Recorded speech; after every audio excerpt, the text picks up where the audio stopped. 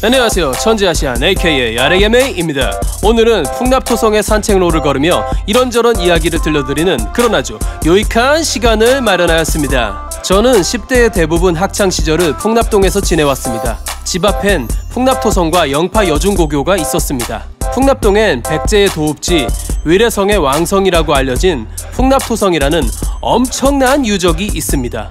물론 왕성이 아니라는 의견도 있으나 시간이 지날수록 엄청나게 많은 유물들이 출토되면서 점차 왕성이라는 학설에 힘이 실리고 있죠.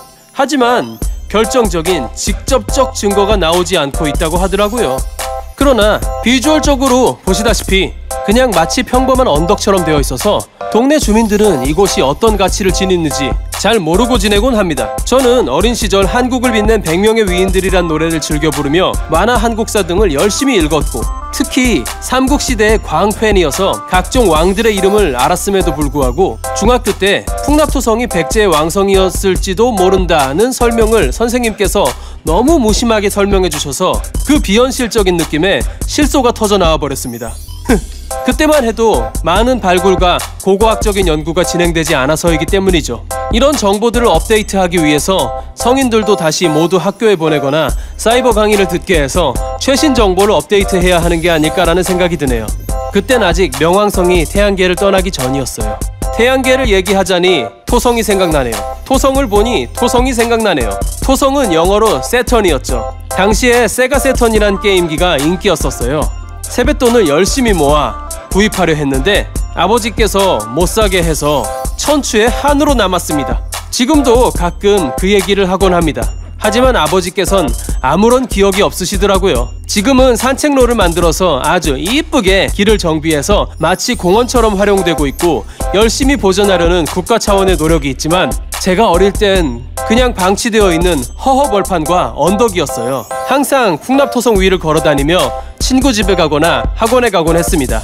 특히 1990년대엔 전자오락실이 융성했던 시기라 친구들과 게임을 하러 전자오락실에 가는 길에도 항상 지나쳐 갔습니다. 아이들에겐 이곳이 문화재인지 뭔지는 중요한 문제가 아니었고 그저 맘껏 뛰놀 수 있는 평범한 언덕이라고 생각했답니다. 썰매를 타는 아이들도 있었고 저와 친구들은 도마뱀을 잡으러 다니기도 했었습니다.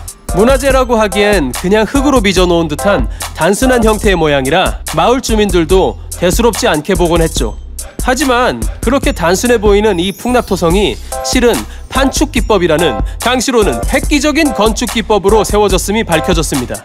판축기법이란 황토, 모래 등 여러 종류의 흙을 정사각형의 판에 넣고 단단하게 다지면서 하나하나 쌓아 올라가는 방법입니다. 흙의 물성을 이용한 상당히 과학적인 방법이며 풍납토성 정도의 성을 쌓기 위해서는 어마어마한 인력과 물자가 동원되어야 했습니다. 그러니까 제가 2000년 정도 일찍 태어났다면 어김없이 흙을 나르고 있었겠네요. 늦게 태어나서 다행입니다. 어쨌든 우리 선조들의 과학력과 기술은 정말 너무나 대단합니다. 근데 풍납토성보다 2700년 전 고대 이집트에서는 피라미드를 그만 알아보자! 인공적으로 인간들이 만든 건축물이지만 그 화려했던 백제의 왕성도 훼손되고 잡초가 무성해졌으며 누가 살았는지 무슨 일이 있었는지 차츰차츰 잊혀지게 돼버렸네요. 얼핏 보면 그냥 동산 같기도 하기 때문에 우리에겐 마치 자연이 되어버렸습니다. 인간의 손으로 만든 건축물과 길도 너무 오랜 세월이 지나면 자연의 일부가 되는 게 아닐까요? 송파구의 랜드마크인 저 높은 탑 역시도 수많은 세월이 지나면 고대인들의 유적이라 생각되며 다양한 억측 속에서 연구되어질까요? 얼마 전 미니홈피에 들어가 저의 20대 시절의 자료를 찾으려 했는데 미니홈피가 접속이 되지 않더라고요. 십수년 전만 해도 온 국민이 미니홈피에 접속하고 자신의 공간을 꾸몄었는데 지금은 당시의 자료를 찾아보는 것조차 허용되지 않게 모두 소멸되어 버릴 위기에 빠져 있다는 게 아이러니합니다. 디지털 데이터는 간편하고 안정적으로 보이지만 오히려 더 유실되기 쉽고 설령 엄청나게 유명했던 사람의 기록이라도 10년만 지나면 찾아볼 수 없는 경우가 많더라고요. 우리는 위대하고 높은 사람들이 살았던 터를 산책로 삼아 거닐며 각자 자신의 소소한 행복에 대한 꿈을 꾸며 사색에 잠기곤 합니다. 팬데믹으로 인해 많은 사람들이 마스크를 쓰고 다녀야 하는 지금 이 시대에 오래된 왕국의 왕성터를 거닐고 있습니다.